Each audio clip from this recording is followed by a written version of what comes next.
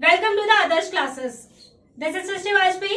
जैसे कि मैं आप लोगों से पहले मिल चुकी हूँ और मैंने आपको बताया था कि पहले सिलेबस जान ले, उसके बाद हम स्टार्ट करेंगे चैप्टर। तो आज हम करने वाले हैं आपका समकालीन विश्व राजनीति का फर्स्ट चैप्टर, समकालीन विश्व राजनीति, कंटेम्परेरी वर्ल्ड पॉलिटिक्स। तो इसमें क्योंकि आपको इंटरनेशनल के बारे में सब कुछ बताया जाता है, तो अब हम देखने वाले हैं फर्स्ट चैप्टर, राजनीति विज्ञान का शीत युद्ध का दौर और गुट निरपेक्ष। मैंने आपको कल इस चैप्टर का नाम बताया था, शीत युद्ध का दौर और गुट निरपेक्ष। इस चैप्टर के बारे में अब हम देखने वाले हैं। तो सबसे पहले तो मैं आपको ये बता दूं कि सीबीएसई की तरफ से कौन कौन टॉपिक इसमें दिए गए हैं। दो पावर ब्लॉकर्स कौन है? यूएसए और दूसरा यूएसएसआर। ठीक है, सबसे पहला है आपका कौन सा? America and second Russia. तो यहाँ पर संयुक्त राज्य अमेरिका और दूसरा था सोवियत संघ रूस। ये दो थे उस टाइम पे, दो पावर ब्लॉकर्स, जिसकी बात इसमें की जा रही है। इसके बाद नेक्स्ट टॉपिक जो आ रहा है द्विध्रुवता, मतलब जो हमारा देश था, पूरा वर्ल्ड जो था वो दो ध्रुव हो गया था। मतलब दो ध्रुव का मतलब यहाँ पर कौन कौन से हैं? पहला ध्रुव और दूसरा ध्रुव। अब यहाँ पर आपको देखना है गुट निरपेक्ष आंदोलन, NAM का उद्भव। गुट निरपेक्ष आंदोलन NAM, नॉन अलाइनमेंट मूवमेंट। गुट निरपेक्ष आंदोलन एक्चुअली उस टाइम पे ये प्रॉब्लम थी कि फर्स्ट वर्ल्ड वॉर, दो युद्ध से पहले ही विश्व परेशान हो चुका था, बहुत नुकसान हो चुका था, बहुतों की लाशें बिछ चुकी थी और बहुत सी प्रॉब्लम्स क्रिएट हो चुकी थी। तो देश में कोई नहीं चाहता था थर्ड वर्ल्ड वॉर हो, तो वो थर्ड वर्ल्ड वॉर ना हो, इसीलिए गुट निरपेक्ष नीति हमारे जवाहरलाल नेहरू ने स्टार्ट की थी। अब अदर उन्होंने 4 देश और इसमें मिलाए थे, तब जाके 5 देशों ने मिलकर तब उस टाइम पे क्या कराया था? गुट निरपेक्ष आंदोलन, नॉन अलाइनमेंट मूवमेंट, जिसके बारे में हम इसमें पढ़ने वाले हैं। तो अब हम देखते हैं इस चैप्टर की तरफ आगे कि अब इसमें हमें क्या क्या किस तरह से पढ़ना है। आज हम इस चैप्टर में 2 टॉपिक जानेंगे। सबसे पहला टॉपिक होगा शीत युद्ध का दौर और दूसरा होगा इसका चरम बिंदु। चरम बिंदु या फिर आप जान सकते हैं कि जहां पे इसका ये कहा जाता है कि एक पॉइंट था, तो वो जो पॉइंट था वो था क्यूबा मिसाइल संकट। ये 2 टॉपिक हमें बहुत ही अच्छे से समझ लेने हैं। मैंने आपसे कहा था कि आप यहाँ पर ये टेंशन ना लें कि सिलेबस, आपको यहाँ पर सिर्फ ये सोचना है कि आप जो पढ़ाई कर रहे हैं वो 100 मार्क्स के बिहाफ पर कर रहे हैं। तो अब हम चलते हैं 2 टॉपिक की तरफ, शीत युद्ध और दूसरा हम पढ़ेंगे शीत युद्ध कैसे आया, उसकी उत्पत्ति कैसे हुई, उसके क्या क्या कारण थे और उससे पहले भी क्या क्या हुआ था, और इसके बाद हम पढ़ेंगे क्यूबा मिसाइल संकट के बारे में। अब हम चलते हैं उसकी तरफ। तो जैसा कि मैंने अभी आपको बताया, सबसे पहले मैंने आपको उसमें बता दिया कि चैप्टर में कौन कौन से टॉपिक इस बार सीबीएसई ने दिए हैं और कौन कौन से पढ़ने हैं। देखिए, सबसे पहले मैं आपको यहाँ पर, क्योंकि मैं वीडियो में सिर्फ बोलूंगी यूएसए और यूएसएसआर, मैं इसकी फुल फॉर्म्स नहीं बोलूंगी, तो आप यहाँ पर जान लें संयुक्त राज्य अमेरिका।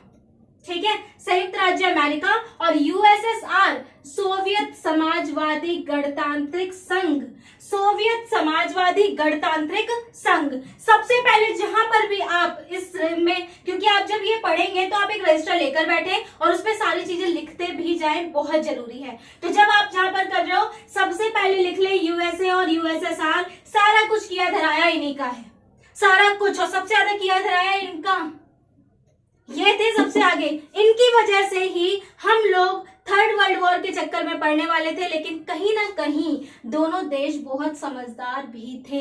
इनकी समझदारी की वजह से ही थर्ड वर्ल्ड वॉर नहीं हुआ। तो थर्ड वर्ल्ड वॉर की आप बात करने जा रहे हैं, तो उससे पहले हम जान लेते हैं first world war, second world war और ये क्या है शीत युद्ध। आखिर हमें इसमें क्यों पढ़ाया जा रहा है शीत युद्ध के बारे में? क्योंकि जहां पर शीत हटा दो तो क्या रह जाता है? युद्ध। और युद्ध का मतलब क्या होता है कि जहां पर 2 देशों के बीच में, 2 लोगों के बीच में या फिर 2 संगठन के बीच में युद्ध हो रहा होता है, लड़ाई हो रही होती है और खून बह रहा होता है। फॉर एग्जाम्पल, एक सेना यहाँ खड़ी है, दूसरी यहाँ पर खड़ी है, दोनों भागते हुए एक दूसरे को मारने के लिए तैयार हैं, एक मैदान में खड़े हुए और जो मैदान में होता है उसे क्या कहा जाता है? युद्ध। एक मैदान में जो होता है, और जब मैदान में रहता है तो इसका मतलब एक दूसरे की सेना को मारा भी जाता है। लेकिन हम किसकी बात कर रहे हैं? हम बात कर रहे हैं शीत युद्ध की। हम किसकी बात कर रहे हैं? शीत युद्ध की। शीत युद्ध का मतलब क्या होता है? तनावपूर्ण स्थिति बनी रहना, लेकिन रक्त रंजित युद्ध ना होना। तनावपूर्ण स्थिति बनी रहना लेकिन रक्त रंजित युद्ध ना होना। इसका मतलब ये होता है कि भाई तुम भी हो मैं भी हूं, लेकिन हम दोनों के दिमाग में एक दूसरे के चलते ये है कि मैं तुम्हें हराना चाहता हूं, लेकिन हम तुम्हें ये दिखाना नहीं चाहते। हम दोनों में दोस्ती है, लेकिन हम मेरे मन में चल रहा है कि नहीं, मेरे 100% मार्क्स आएंगे, मैं तुमसे आगे निकलकर दिखाऊंगा। तो दिमाग में क्या चल रहा है? तनाव चल रहा है, मुझे इससे आगे निकलना है, मुझे अपने आप को दिखाना है कि नहीं मैं सबसे ज्यादा आगे हूं, मैं हूं यहाँ का टॉपर, तुम नहीं। तो वही चीज दिखाने के लिए ये दो देश लड़ रहे थे, अपने आप को ये दिखाने के लिए कि मैं महाशक्ति हूं, तुम महाशक्ति नहीं हो। और यही महाशक्ति अपने आप को दिखाने के लिए यूएसए ने जापान का कर दिया कल्याण। अपने आप को महाशक्ति साबित करने के लिए रशिया के आगे, यूएसएसआर के आगे ये दिखाने के लिए कि तुम मुझसे नीचे हो और मैं तुमसे ऊपर हूं। मतलब वो ये बताना चाहता था कि मैं महाशक्ति हूं, मेरा वर्चस्व है और मेरे आगे कोई भी देश नहीं है, मेरे आगे कोई भी संगठन नहीं है। उसने क्या करा? उसने यूएसए ने जापान का कल्याण कर दिया। जापान के दो जगह पे, दो राज्य पे, नागासाकी और हिरोशिमा। नागासाकी और हिरोशिमा पर बॉम्ब गिरवा दिए, परमाणु बम गिरवा दिए। और ये जो परमाणु बम गिरवाए थे यूएसए ने, वहां पर वो बर्बादी लेकर आए। इन परमाणु बम को नाम दिया गया था, और जो नाम दिया गया था वो था लिटिल बॉय और दूसरा था फैट बॉय। ठीक है, तो आपको ये ध्यान रखना है। यूएसएस ने क्या करा वो आपको देख लेना है कि यूएसएस ने क्या किया था। इसमें मैंने आपको बताया दो नाम थे, एक था लिटिल बॉय, दूसरा तो फैट मैन। ये लिटिल बॉय और फैट मैन जो कि 6 अगस्त 1945, 9 अगस्त 1945 दो डेट पर गिराए गए थे, अलग अलग दिन। जी हाँ, अलग अलग दिन। तो आपको दो डेट याद रखनी है, 6 अगस्त 1945 और 9 अगस्त 1945। ये दो डेट आपको दिखाई दे रही है। अभी मैंने बोला, पहला क्या बोला है? लिटिल बॉय, और दूसरा क्या बोला है? Fat man. तो ये दो बॉम्ब के नाम थे, एक था लिटिल बॉय और दूसरा था फैट मैन। ये दो बॉम्ब गिरवाए गए थे हिरोशिमा और नागासाकी पे। अब आप ये सोचो, जिस पे परमाणु बॉम्ब गिरवा दिए गए हो उन्हें कितनी प्रॉब्लम क्रिएट हुई होगी, कितनी परेशानी उनके आगे आई होगी। इन बमों की क्षमता जो थी वो थी 15 से 21 किलो टन।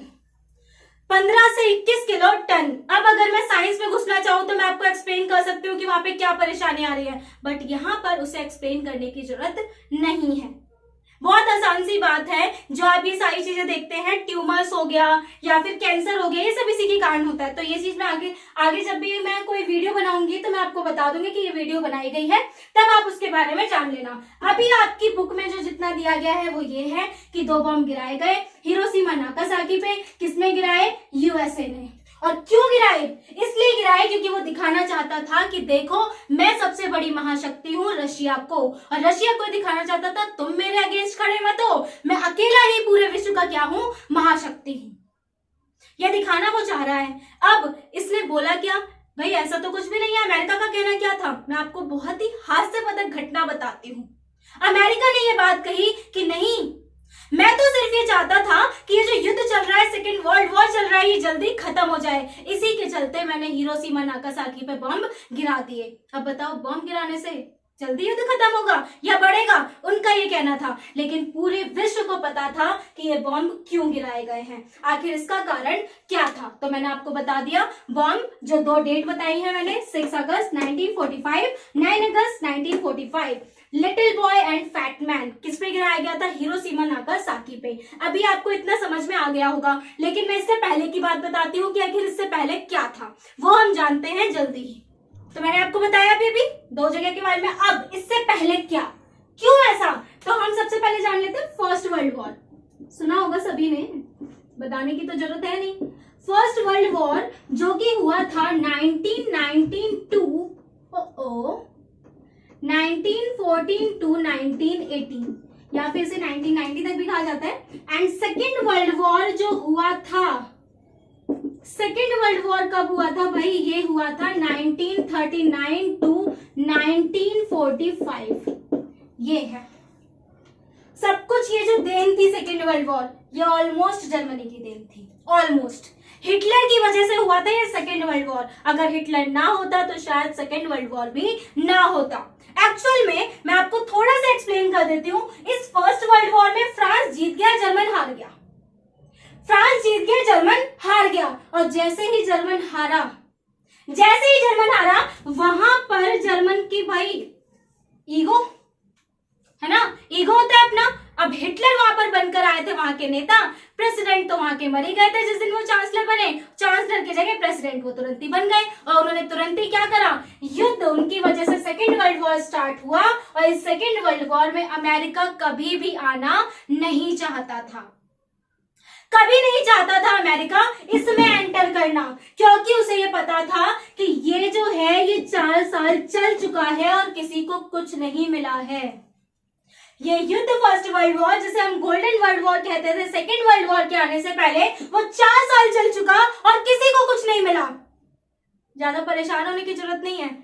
एक्साइटमेंट हो जाती है मुझे पॉलिटिकल पढ़ाते टाइम, क्योंकि पॉलिटिकल है ही ऐसा सब्जेक्ट, उसे सुनने में मजा आता है और पढ़ाने में भी बहुत मजा आता है। तो आप मेरे साथ साथ मजे में सीखेंगे पॉलिटिकल कि 4 साल युद्ध चलता है और आर्थिक स्थिति खराब हो जाती है, लोग मारे जाते हैं, जनसंख्या पहले से ही कम, अब जनसंख्या बढ़ रही है। पहले इतनी जनसंख्या नहीं थी, पहले जनसंख्या बहुत कम थी और उसमें भी लोग इतने सारे मारे गए थे, ये समझ लो लाखों के लाखों लोग उस टाइम पे मार दिए गए थे।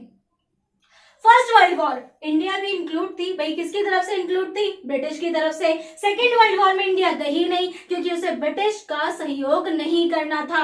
यहाँ पर मैं आपको ये भी बता देती हूँ, लेकिन फर्स्ट वर्ल्ड वॉर में इंडिया थी, पर 4 साल युद्ध करने के बाद कुछ कोई नहीं जीता, कुछ राज्य कुछ देश जीत गए और कुछ देश हार गए। और पहले के टाइम में होता ये था कि अगर मैं तुम्हें हरा दूं तो इसका मतलब तुम्हारी संपत्ति मेरी, मैं तुमसे जो चाहूं वो करवा सकता हूं, तुम्हारा जो चाहूं वो ले सकता हूं। यही वाली सेम हालत उस टाइम पे थी कि फर्स्ट वर्ल्ड वॉर में फ्रांस जीत गया, जर्मनी हार गया। और जब जर्मनी हार गया तो उसे अपने स्टेट्स वगैरह जगह कुछ चीजें देनी पड़ी थी और उसकी हालत हो गई थी बहुत ज्यादा बुरी।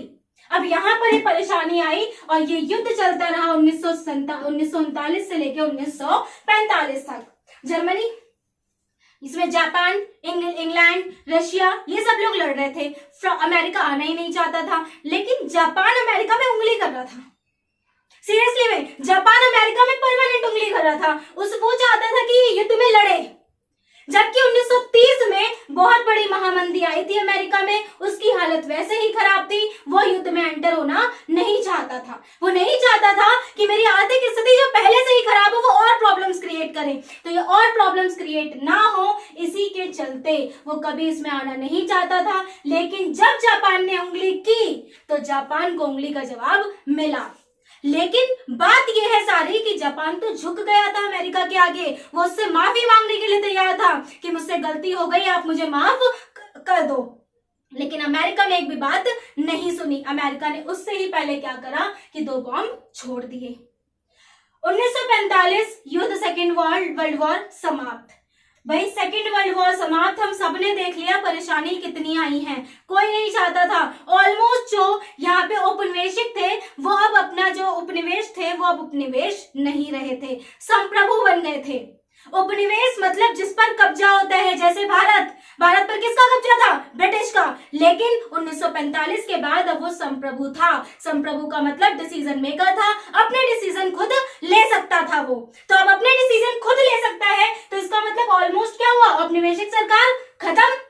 First world war, second world war सब खत्म, कोई नहीं चाहता था अब युद्ध हो। लेकिन अमेरिका ने जापान पे बॉम्ब गिराए, 2 महाशक्ति हमारे सामने आई और वो 2 महाशक्ति आई यूएसएसए और यूएसएसआर, यूएसएस वर्सेस यूएसएसआर। अब यहाँ पर युद्ध स्टार्ट होगा, कोल्ड वर्ल्ड वॉर।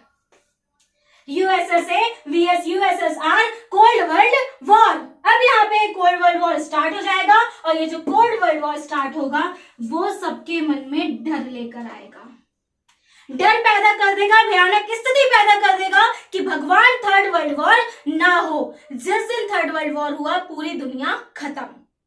क्योंकि अब तक क्या हो रहा था, अभी मैंने आपको पहले बताया था, एक सेना यहाँ दूसरी सेना यहाँ, दोनों भिड़ गए और एक दूसरे को मार दिया। जितने सैनिक बचे वो बच गए, जो हारा जो जीता उन्होंने बंटवारा कर लिया। लेकिन अब ऐसा नहीं था, अब थी हथियारों की होड़, अब थे परमाणु बम, न्यूक्लियर बम। अगर एक देश में छोड़ दिया जाए तो पूरा का पूरा देश बर्बाद। अब ये बम थे, अगर ऐसा हम लोग करते, सेकेंड थर्ड वर्ल्ड वॉर होता तो पूरा विश्व बर्बाद हो जाता। अब ऐसा क्यों हो रहा था, क्या था, क्या ये लोग थे जो इस तरह से हो रहा था, तो इनकी थी विचारधारा।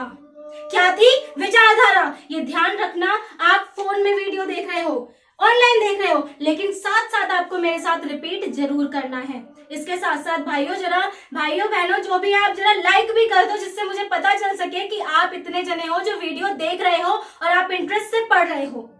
एटलीस्ट मुझे पता चलना चाहिए, समझ लो आपकी अटेंडेंस है, कुछ भी मान लो, लेकिन लाइक कर दो और कमेंट भी कर दिया करो, जिससे मुझे पता चले कि इतना आपको समझ में आया और इतने बच्चों ने वीडियो देखी। अब हम चलते हैं इसकी तरफ, यूएसएसए वर्सेस यूएसएसआर। ये आपको समझ में आ गया होगा, first world war and second world war.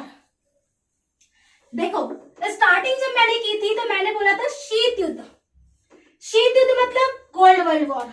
कुछ बच्चे ऐसे भी होते हैं, ऐसा नहीं कि सब बोल दूं मैं, कुछ बच्चों के साथ ऐसा होता है कि अब तक इन्होंने इसके बारे में सुना नहीं होता, ठीक है, अब तक उन्हें पता ही नहीं होता कि कोल्ड वर्ल्ड वॉर क्या है, शीत युद्ध क्या है। कई बार ऐसा हुआ है जब मैं क्लास ले रही होती हूँ तो वो बोलते हैं कि मैम ये सर्दियों में युद्ध हुआ था, बर्फ के द्वारा युद्ध लड़ा गया था। कैसे है शीत युद्ध, कोल्ड वर्ल्ड वॉर कैसे, सर्दियों में हुआ था, बर्फ से लड़ रहे थे, ठंडे पानी से लड़ रहे थे? ऐसा कुछ नहीं होता है भाई, जिसने अब तक नहीं सुना हो। वैसे तो बता दिया जाता है, अगर आप 10th में एसएसटी पढ़ चुके हैं वहीं पे कुछ चीजें समझा दी जाती हैं, नहीं सुनी तो फिर भी आप बिल्कुल डीपली समझ लें। शीत, ठंडे दिमाग से एक दूसरे इंसान को नीचे दिखाने की तैयारी, एक दूसरे इंसान के विचारधारा को गलत ठहराने की तैयारी। तनाव रहित युद्ध, तनाव बहुत है लेकिन युद्ध नहीं है। ना तो अमेरिका चाहता था, ना तो यूएसए चाहता था, ना यूएसएसआर चाहता था कि युद्ध हो। उसका मैं आपको दिखाऊंगी अभी क्यूबा मिसाइल संकट में कि वो नहीं चाहते थे। ये उनकी बहुत बड़ी समझदारी थी, हमें उनके हाथ जोड़ लेने चाहिए कि बहुत बहुत थैंक यू जो थर्ड वर्ल्ड वॉर नहीं किया गया। उन्होंने अपनी समझदारी से चले, सिर्फ एक दूसरे की विचारधारा को नीचे दिखाया, अदरवाइज कोई वर्ल्ड वॉर नहीं हुआ। लेकिन क्योंकि यहाँ पर कूटनीति चल रही थी, भाई कूटनीति। आप सबने राजनीति सुनी, सबको पता है राजनीति क्या है, पॉलिटिक्स क्या है, ऑलमोस्ट कीचड़ बोल देते हैं, लेकिन इट्स ओके। मुझे पता है कि थॉट्स तो आ ही गए होंगे, तुरंत ही मोदी जी, राहुल गांधी, ये लोग आ रहे होंगे। राजनीति तो लोगों में भी चलती है, तो इसी तरह से राजनीति आप लोगों को पता है। तो अब यहाँ पर शीत युद्ध समझ में आ गया, जहां पर दिमागी रूप से युद्ध लड़ा जा रहा हो, रक्त रंजित युद्ध ना हो, शीत युद्ध। अब कोल्ड वर्ल्ड वॉर जो चल रहा था वो मैंने आपको दिखा दिया किस किस के बीच में चला, यूएसए एंड यूएसएसआर। अब इसकी थी विचारधारा, वो विचारधारा क्या थी, इसकी विचारधारा थी पूंजीवादी। यहां मैं आपको समझा दे रही हूं, अदरवाइज पूरा एक्सप्लेन करने के लिए एक अच्छी सी वीडियो बनेगी जहां आपको दिखाया जाएगा पूंजीवादी, समाजवादी, साम्यवादी, ऐसी कुछ टर्मिनोलॉजी होती है। आप जो पॉलिटिक्स पढ़ते हैं, पॉलिटिकल साइंस में कुछ टर्मिनोलॉजी होती है जिनका मतलब हमें पता चलना चाहिए। जैसे कि आपने 11th क्लास की पढ़ी होगी तो आपने कुछ टर्मिनोलॉजी शायद ना समझ पाया, शून्यकाल, प्रश्नकाल, ऐसी टर्मिनोलॉजीज आती है जिन्हें एक्सप्लेन किया जाता है। तो यहाँ पर हम देखते हैं पूंजीवादी विचारधारा और समाजवादी विचारधारा। अगर आपको बोला जाए यूएसए ना बोले, यूएसएसआर ना बोले, डायरेक्टली बोल दे पूंजीवादी वर्सेस समाजवादी, ठीक है, पूंजीवादी वर्सेस समाजवादी। तो पूंजीवादी वर्सेस समाजवादी क्या है? पूंजीवादी जहां पर सरकार का हस्तक्षेप कम होगा, ठीक है, सरकार का हस्तक्षेप नहीं होगा बल्कि पैसा मायने रखेगा। इंसान कमाए खाए अपनी लाइफ स्पेंड करे, लेकिन होना क्या चाहिए पास में, पैसा। अगर पैसा नहीं है तो आप पूंजीवादी कंट्री में नहीं रह सकते। आपको पता होना चाहिए अमेरिका, यूएसए, एक व्यक्ति अगर वो 1.5 लाख रुपए महीना खर्च करता है तब वो गरीबी रेखा से बाहर होता है। भारत की बात कर ले तो करो ही मत भैया, भारत की बात करोगे तो खुद ही नजरें नीचे हो जाएंगी, तो छोड़ दो। और यहाँ पे तो कुछ और ही है, यहाँ पे तो बस पेट भर जाना चाहिए, बात खत्म। समाजवादी, रशिया, समाजवादी को बढ़ावा देना हमेशा। अब ये समाजवादी एक्चुअली में पता है, आप लोगों ने 9th में पढ़ा होगा, जार निकोलस, पढ़ा हो तो ठीक है, वरना नहीं पढ़ा तो इट्स ओके, देख लेंगे कभी। समाजवादी का मतलब क्या है कि मतलब सरकार के हाथों में सब कुछ, जो करेगी सरकार। हम तो मिश्रित अर्थव्यवस्था है, तब भी हम बोलते हैं गली में झाड़ू नहीं लगी, किस लिए नहीं लगी, कोई पॉलिटिक्स की गलती, हमारे नेता की गलती, हमारे प्रधानमंत्री की गलती, झाड़ू लगने पे। अब सोचो समाजवादी में कितनी परेशानी आएंगी, सब कुछ गवर्नमेंट के हाथ में। तो ये था कि समाजवादी विचारधारा गलत है। समाजवादी का मतलब कृषि करो, कृषि प्रधान देश बनाओ। क्या कृषि प्रधान देश में आप रह सकते हैं, कर सकते हैं सरवाइव? नहीं, प्रॉब्लम्स आएंगी। तो पूंजीवादी विचारधारा भी अच्छी है और समाजवादी विचारधारा भी अच्छी है, हम दोनों में से किसी को गलत नहीं कह रहे हैं, लेकिन जिस पर रहो अटल रहो। यही गलती हो गई समाजवादी से। समाजवाद अपने समाजवाद पे अटल नहीं रहा, वो फिर भी पूंजीवाद पे बढ़कर आया। क्यों बनाए न्यूक्लियस बम, क्यों बनाए परमाणु बम? अगर तुम समाजवादी थे तो ये कुछ गलतियां थी जिससे समाजवाद का धीरे धीरे विघटन होगा और पूंजीवादी का वर्चस्व बढ़ेगा। पूंजीवादी का वर्चस्व आप लोग आज भी देख सकते हैं। सबसे आगे कौन? अमेरिका। सबसे अच्छी सेना किसकी? अमेरिका की। सबसे ज्यादा सेना पे खर्च कौन करता है? अमेरिका। यही चीजें सुनते हैं ना हम। अब ये शीत युद्ध चल रहा था किसके बीच में? पूंजीवादी के बीच में और समाजवाद के बीच में। शीत युद्ध आप लोगों को समझ में आ गया होगा कि पूंजीवादी समाजवादी क्या है। यूएसए यूएसएसआर के बीच में ये युद्ध के कारण थे। इन दोनों को अपनी विचारधारा को अच्छा दिखाना था और दूसरे की विचारधारा को नीचे गिराना था। ये चल रहा था यहां पर। अब दूसरे की विचारधारा कम, हमारी विचारधारा ज्यादा। तुम सक्सेसफुल नहीं हो सकते, हम सक्सेसफुल हो सकते हैं। अब इससे पहले मैं आपको यहां पर इससे और आगे बढ़ूं, मैं आपको और एक्सप्लेन करने के लिए इसका क्लाइमैक्स क्या है? क्लाइमैक्स क्यूबा का मिसाइल संकट। अभी मैंने आपको बताया कि क्यूबा का मिसाइल संकट जो इसका चरम बिंदु है और 12th क्लास में फर्स्ट चैप्टर का फर्स्ट टॉपिक है। आप ये ध्यान रखें, ये वीडियो सिर्फ आपको चैप्टर को समझाने के लिए है कि चैप्टर क्या है भाई, क्या पढ़ने जा रहे हैं आप लोग, वो सब कुछ इसमें बहुत जरूरी है। तो हमें देखना है क्यूबा का मिसाइल संकट। तो क्यूबा मिसाइल संकट क्या था, इसमें क्या हुआ और इसमें क्या क्या चल रहा था और अमेरिका बेचारा क्या हुआ अमेरिका के साथ। 3 नाम। सबसे पहला नाम आपको ध्यान रखना है, जॉन एफ कैनेडी, अमेरिका के राष्ट्रपति। सबसे पहले कौन है? John F Kennedy. Second Russia USSR, उसके कौन है? निकिता क्रुश्चेव। और उसके बाद आपके आएंगे क्यूबा। भाई क्यूबा भी तो बहुत जरूरी है। क्यूबा, और क्यूबा के हैं कौन? फिदेल कास्ट्रो। ये 3 नाम आपको याद रखने हैं। आप लोग इसे इस चैप्टर में बिल्कुल भी ना भूलें। मैं आपको बता दूंगी, अभी अमेरिका के राष्ट्रपति चेंज होते जाएंगे तो हम उसके बारे में बात करते जाएंगे। तो सबसे पहले आपको 3 नाम, सबसे पहले अमेरिका के जॉन एफ कैनेडी, रशिया के या फिर यूएसएसआर के कौन होंगे आप जल्दी से बताइए? निकिता क्रुश्चेव। और बेचारा क्यूबा, इसके कौन होंगे?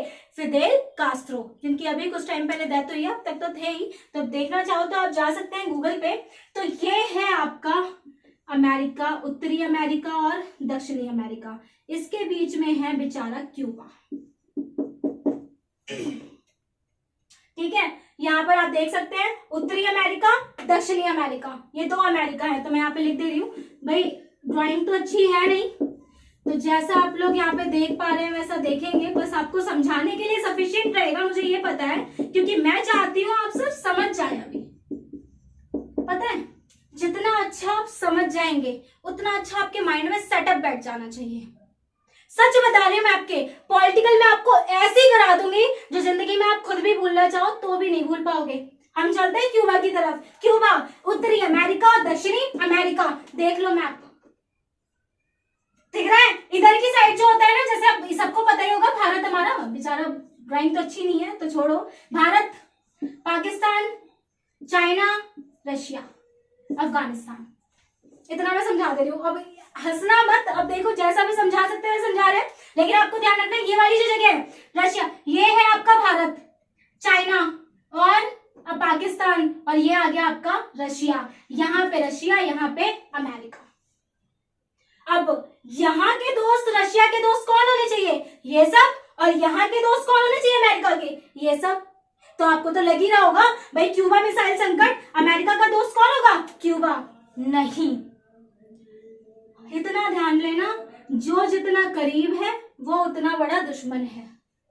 जो जितना बड़ा करीब होता है उसे सब कुछ पता होता है, वही हमारा दुश्मन बनता है। तो सबसे पहले अपने आसपास देख लो। अब यहाँ पर क्यूबा क्या है? क्यूबा किसकी साइड है? सोवियत संघ की साइड, रशिया की साइड है। और ये क्यूबा क्यों है रशिया की साइड? क्योंकि मैं भी समाजवाद, तू भी समाजवाद, ठीक है? क्योंकि मैं भी क्या हूं? समाजवाद, और तू भी क्या है? समाजवाद। और समाजवाद समाजवाद दोस्त, पूंजीवाद दुश्मन। समझ में आ गया? समाजवादी समाजवादी क्या बन गए? दोस्त दोस्त बन गए, और पूंजीवादी क्या बन गया? दुश्मन। अब अमेरिका तो दुश्मन बन गया, और किसका बन गया? क्यूबा का। अब जब घर में ही दुश्मन हो, घर में ही विभीषण हो, तो बचा सकता है कोई? नहीं। लेकिन जॉन एफ कैनेडी है भाई, अमेरिका है, छोटी मोटी चीज थोड़ी है। तो यहाँ पर क्या करा? रशिया ने बड़ा दिमाग लगाया और ये कहा कि अपना सैन्य संगठन बनाओ भाई। ये ना, यहाँ पर क्या भेज दो? सेना। और सैन्य संगठन किसे बना लो? क्यूबा को। अब सेना, यहाँ पर उनके हथियार, ये सारी चीजें कहाँ रखी जाएंगी? यहाँ क्यूबा में। और कहां से भेजी जाएंगी? रशिया से। और रशिया से ये आकर यहाँ क्यूबा में रखी जाएंगी। और बेचारे 3 हफ्ते बाद अमेरिका को खबर मिलेगी कि ये हो रहा है। और अमेरिका क्या हो गया? अबे क्या हो गया? अब हम कैसे बचाएंगे खुद को, है ना? अब यहाँ पे बिल्कुल ये समझ लो, सेना तैनात, मिसाइल तैनात अमेरिका पे। अमेरिका तो परेशान, मैं खुद को कैसे बचाऊंगा? यहाँ पर यहाँ सेना तैनात हो चुकी है, मिसाइल तैनात है, और किसकी तैनात है? रशिया की। तो अमेरिका ने कहा कि भाई ठंडे दिमाग से काम लो, ठंडे दिमाग से काम में सब कुछ हो जाता है। अब ठंडे दिमाग से काम लेने में अमेरिका ने क्या करा कि अपनी सेना यहां से भेज दी, और बीच में ही इन्हें रोक लिया गया।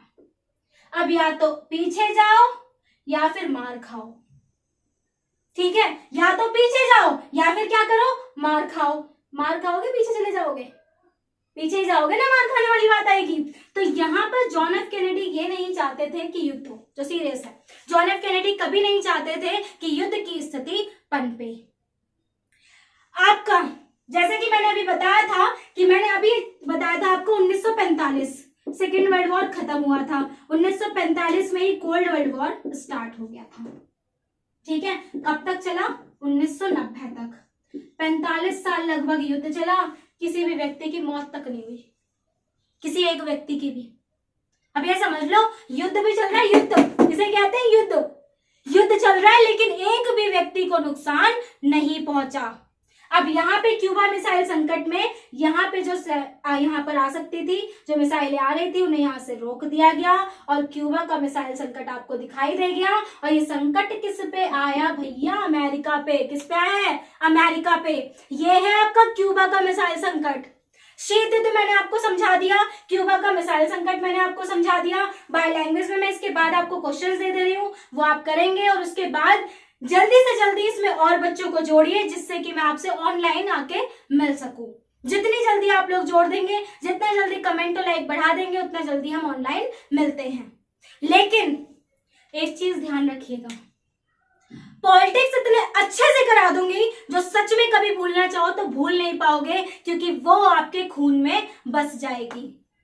अभी मैं इतना ही टॉपिक समझा रही हूँ, मैं आपको बहुत जल्दी बहुत सारे, क्योंकि मैं ये चाहती हूँ कि आप थोड़ा थोड़ा बिल्कुल समझ लो, फ्रेश माइंड से जान लो पॉलिटिकल क्या है, क्या इसमें दिया क्या है। इंटरनेशनल लेवल पर है ये बुक, कंटेम्परेरी वर्ल्ड पॉलिटिक्स।